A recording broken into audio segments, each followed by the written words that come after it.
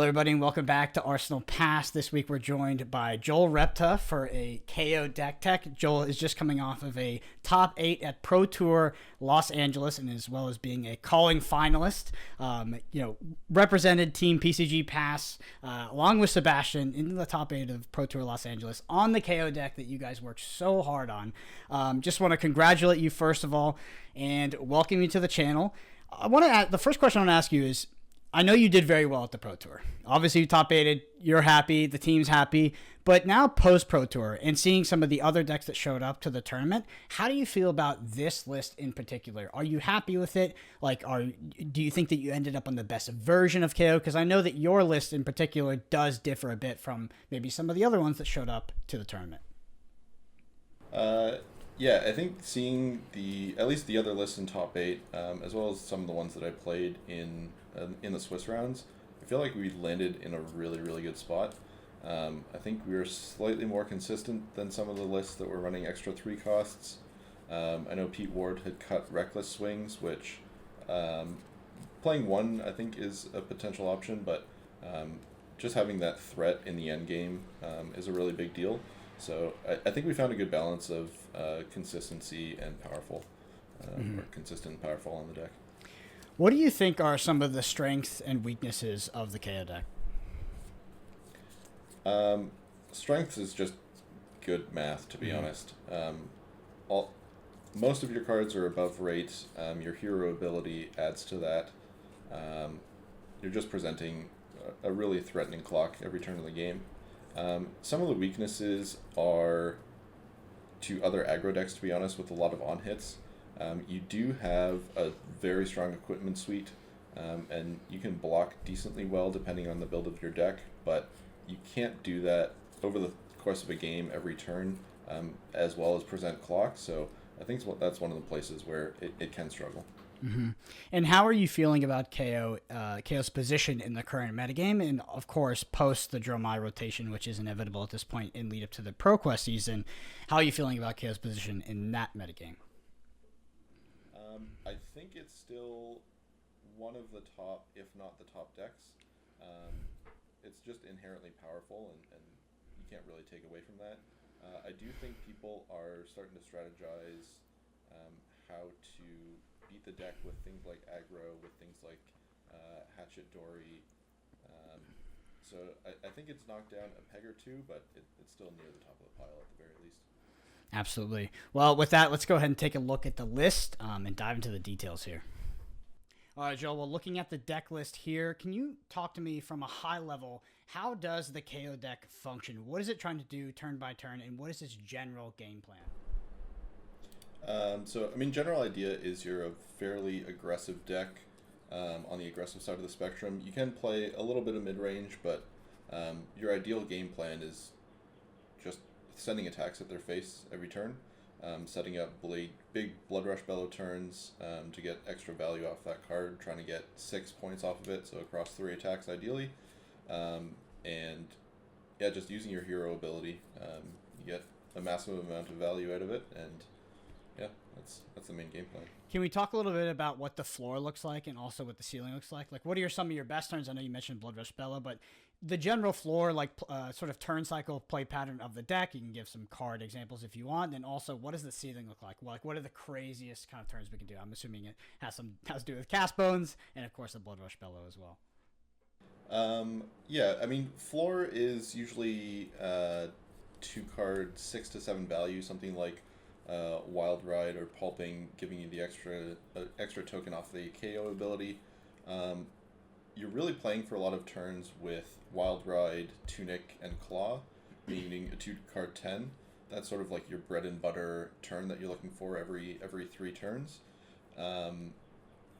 Upper ceiling is massive Blood Rush Bellow turns, ideally with an agility token, leading off with something like Savage Feast to draw an extra card, going into your Claw, maybe another go again attack like a Pulping, and then ending off on a Swing Big or a Pack Hunt, either the larger amount of damage from the Swing Big or taking their last card in hand from Pack Hunt to send that extra piece of damage. Those are your real great turns, and everything in the middle is sort of like 2 card 6, 2 card 7, just to bide time until you're getting to those large attacks. The Cast Bones, honestly, is only coming in a few matchups. We're using consistency in this deck over the extra power that you need, because you've got a lot of power built into the deck. But yeah, you can definitely get some massive turns out of that too, like 2 card 12 kind of thing. Yeah, absolutely. Matchups. How do you find that this KO deck differs from some of the other lists that showed up to the Pro Tour, or some of the other lists that might be floating around? Is it due to that consistency that you talked about? Is that what this deck focuses on that might be different from other KO decks? I think that's the big thing that this deck went in the direction of that other decks didn't necessarily do. There aren't any 3-cost attacks in this deck other than the blues and send packing, which really helps it smooth out your 2-cost attacks. Like 2 blues is your ideal resource cards for each hand. So 3 attacks off of that is really what you're aiming for, and the 3-cost attacks like Savage Beatdown just get clunky in this deck. So the additional go again attacks that I'm not sure every team was playing, but just the game plan of being lean instead of relying more on power cards like Cast Bones just means that you're able to do the same thing turn over turn. Mm-hmm. And let's talk about the ratios here, because they're particularly interesting to me in the KO deck. So obviously there's a story of the reds, the yellows, and the blues, but also the amount of six attacks or hits in your deck, right? I see you've included 2 Cast Bones. You've opted for the 2 Reckless Swings. Just talk to me about how you landed on the specific ratios that you did when it came to what is a hit and what is not, but also the amount of reds, the amount of yellows, and the amount of blues. Because you mentioned you were trying to go for that sort of 2 blue hand as your ideal resource curve. Yeah, so I mean, I have to give a big shout out to the greater PCG Bass testing team, people like Tarek Patel, Simon Nielsen, for coming up with some of the numbers on this, because my brain is not quite as large as theirs. But I mean, general idea being on 22 blues, which I think the average list going into the PT was more like 21, or maybe skimping on blues. It's really, really important to have them just to be able to play out your hands, especially on Blood Rush Bellows turns. I mean, there's nothing worse than drawing a red or 2 reds and just not being able to play out your hand. Like, you're losing so much value. So, to be honest, you could even go up another blue or 2 in this deck. You're never going to have a non-functional hand by having too many blues in it. It's not going to be as powerful, but you're never going to get the turns where you can only do one thing. That's also the reason that you see the yellow Bear Fangs there, and I think I might be going up to the 3rd yellow Bear Fangs. Mm-hmm. It's an above rate card as an attack already, so you're not losing a whole lot by playing the yellow, but it's just another reason, or another way to add consistency to the deck. Just being able to play your cards at all points of the game is what you want. Mm-hmm.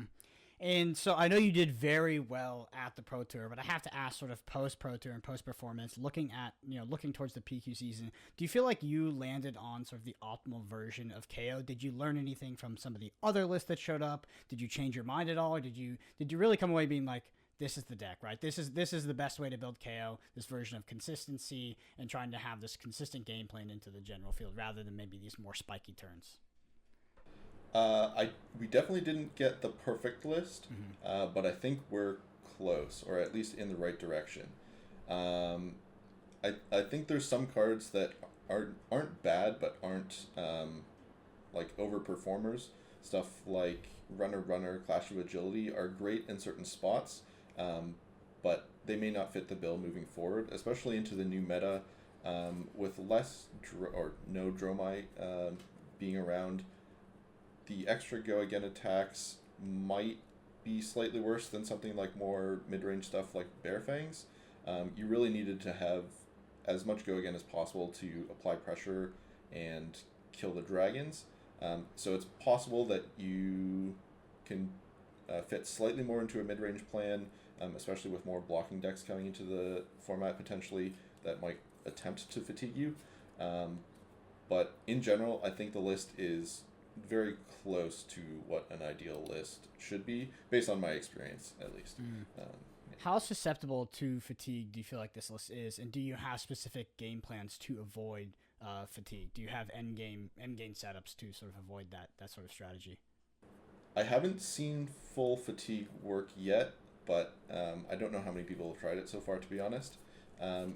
You're doing above rate things basically every turn, and having access to cards like Pulping and Pack Hunt that force through extra damage is a really big deal against someone that's only trying to block you. So I think you have some built-in fatigue protection. You definitely need to board up a little bit on cards if that's going to be a problem.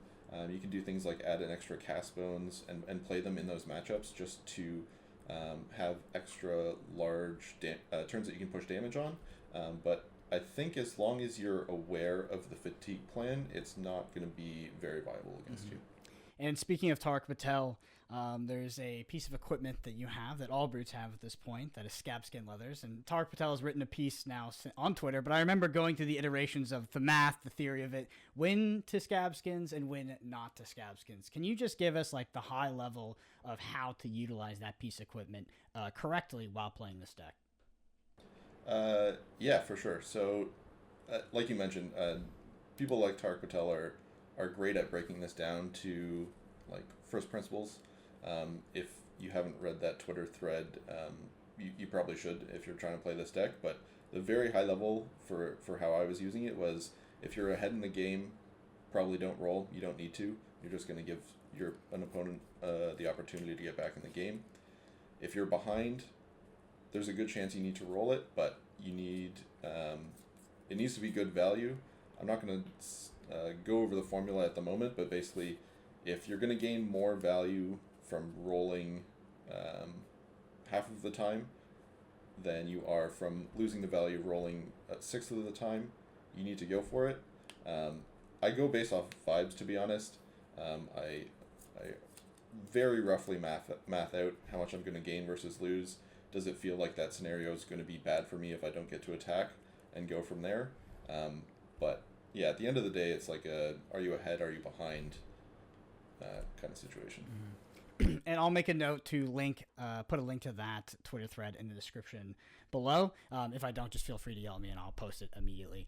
But yeah, Tarek absolutely broke down all the math, and it's super interesting to see their theory on like when to roll and when not to roll Scabskins, and they sort of try to take the variance aspect, or at least the perceived variance aspect, out of the equipment, because there are points in a game when it is objectively correct sometimes based off the value to actually roll the Scabskins, and not really based off feel. And I love that they took the idea of taking the feel out of it, right? Out of this high variance equipment. It makes it a lot more rewarding and, I don't know, intuitive to play for me. Talk to me about Kayo's position in the metagame. Both, you can do a cursory mention of how it's positioned at the Pro Tour, but also post Dromai. Like, where is Kayo positioned in the metagame, and what's its general matchup spread into what your expected metagame is in this future upcoming ProQuest season? So yeah, going into the PT, it was sort of a known quantity, but I think it still ended up being the best choice for the tournament. I think most people would agree. It's just a consistently powerful, aggressive deck, which, when doing above rate things, in Flesh and Blood has always been a pretty good choice. In the meta post PT is really interesting. So I think it's still very strong. It's just an inherently powerful deck, which is never going to be a bad choice. I'm growing a little, I don't know if concern is the right word, but I think it probably loses some points now that people are preparing directly for it a lot. I think things like Value Warrior decks, and even the Aggro Katsu and Bolton decks are a little bit of a problem. You can certainly win all of those matchups, but I'm not sure that you're favored into any or at all of them at the same time. So I think you do really need to be prepared for those decks in the meta, because if you're not experienced playing into them, they are going to get you. So yeah, it's a strong choice, but you're going to need some practice on it, I think. Mm-hmm. All right, well, let's talk about the sideboard. I mean, the inventory, as you like to call it, just some of the cards that might be coming in or coming out based on matchups. I think a critical one you mentioned is Cast Bones. Cast Bones might be a card that is, looked at by the larger community as one of the most powerful cards in KO, a card that they would think might be in every single matchup. You mentioned that it is not. Can you just talk to me a little bit about that card specifically and how you utilize it in this deck? Yeah, so I think everyone knows by now how powerful that card can be. we opted not to be playing it in a lot of matchups. I think I heard Wolfpack were doing a similar thing. I don't know if they were playing any number of cast bones, but we found that the consistency or the reduction in consistency from having cast bones in the deck outweighed the power that it brought. There's a lot of situations, especially with the additional go again attacks in this deck, where you can't block with your hand and play cast bones as the fourth card like you would want to ideally. So you get into a lot of spots where you either need to block with it and then it doesn't really do anything, or you're stuck with it in hand with a wild ride, and you don't want to play the wild ride because you might discard the cast bones and not attack again, or you play the cast bones and you've just like IP'd yourself. So it's mostly for the matchups where you're boarding up on cards where fatigue is potentially an issue, like against Warrior and Guardian, where it really shines. You just need that extra power, and it fits right in. All right, next up we have these 3 Clash of Agility.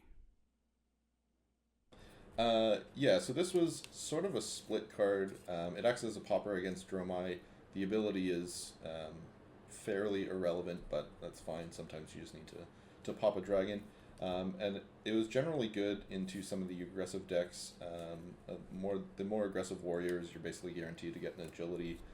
Some of the aggro decks, potentially Bolton, Katsu kind of thing, but maybe even Azalea, where you want to block with maybe a card a card or two, and getting a free agility off of that is so massive. It's just extra go again in the deck, basically. Next up is a particularly interesting card for me because I saw the evolution of this card when it was first introduced to the deck, and then the progression as it was phased, down to less copies. I think it even may have changed colors at one point, but that's Down But Not Out. You ended up on 1 copy of Down But Not Out. Just talk to me about the use case of the card, and just, I don't know if you were part of the progression of playing maybe 3 initially and then ultimately ending up on 1 here. Yeah, no, I thought 3 was kind of insane. Only some of us ended up playing the card as one of the last flex slots. The idea being it catches you up in games, especially or particularly in the mirror, where the deck isn't really good at coming back from behind, and so Down But Out being a basically 2-card way to really pull a lot of value and bring yourself back into a game. I'm not 100% sold on it, to be perfectly honest. There were times during the weekend that I was boarding the card out in the matchup because I just wasn't confident in playing it. It is incredibly powerful when you get it off, but it does come at the cost of some consistency, being a 3-cost and a non-brute card. So I did have it in my quarterfinals match against Sebastian, and I was actually happy that it got discarded on a Blood Rush Bellow turn. So I want to include it because it's so much fun to play with, but it's on the line. It's on the line for sure. All right. Next up, we have the 2 No Fear. So this, I feel like I've seen people boarding it in a little more than they should. This is basically for Kayo and Azalea specifically. You just need to be able to block some of their large attacks or on hits, as it may be, which it's fantastic at doing, but I think people get a little overzealous on getting excited that it blocks for 5 or 6 points, but it's really just for those 2 matchups. And finally here we have the 2 yellow Agile Windup. Yeah, so this is interesting. I think most decks were playing the full 6 in the main deck, maybe even 9 for some decks. We sort of found that you have a lot of go again built into the deck with the 9 go again attacks main deck. And it just meant that you were forced into certain play patterns with the Agile Windup wanting to discard it most of the time, and not want to block with it because it only blocks for 2 really. And the deck didn't really need it based on the core that was built. So this is really there for the scenarios where you're boarding up on cards. You just want the extra consistency from the go again when you have extra cards in the deck. So that's the main use case for those.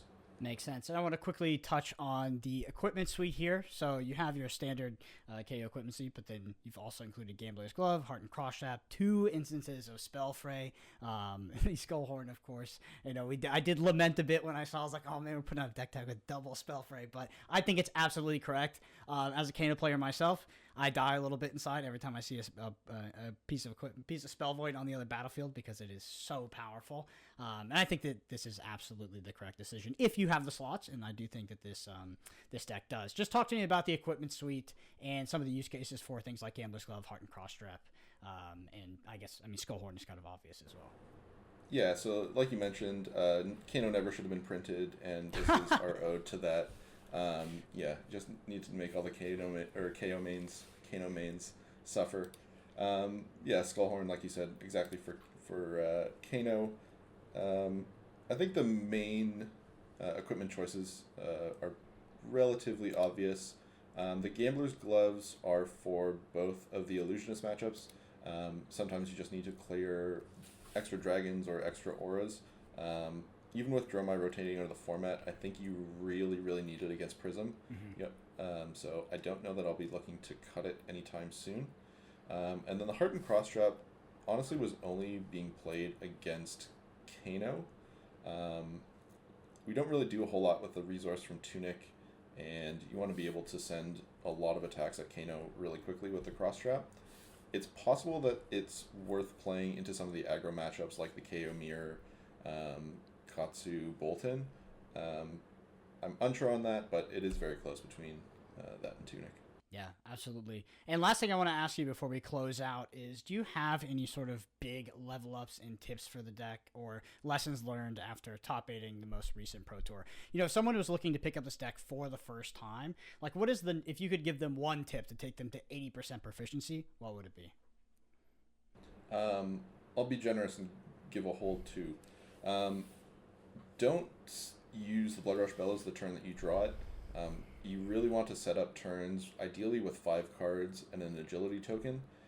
If you're using it when you're sending, or as soon as you draw it, there's going to be a lot of scenarios where you get to send your Claw for 5 and 1 other attack, and that's it. And that's really not what you're looking for. You want to try and get 3 attacks out on a Blood Rush Bellows turn to maximize that value. And the other thing is looking out to pair a Wild Ride or a Pulping with a blue and your Tunic counter on 3. So if you have the opportunity, say when the Tunic counter's on 2, to send out your Wild Ride or Arsenal it, 9 times out of 10, maybe even 10 times out of 10, you want to put that in Arsenal just to get the 2-card 10 attack value from those 2 cards. I think with those 2 things in mind, you're going to do really well with this deck. Block with the extra cards that you can't use, which is the same advice you'd give for any deck, but I think with those things, you can take this deck really far. Yeah, absolutely. Well, Joel, I want to thank you for coming on and doing this deck tech on the channel for Arsenal Pass. We really appreciate it. I want to give you a chance to shout out where people can find you, anything you're up to. If it's relevant, the floor is yours. You can find me on Twitter at Joel Repta. I am more of a lurker than a poster, but if you interact with me, I will probably say hi. Shout out, the larger PCG Pass team, they put a ton of work into this deck, a ton of work into Limited. I would not have had near the amount of success I did without them, so I'm not going to name everybody, but shout out to the Canadians as well, I suppose. That's about it. Hi, Alicia. And she's in the other room.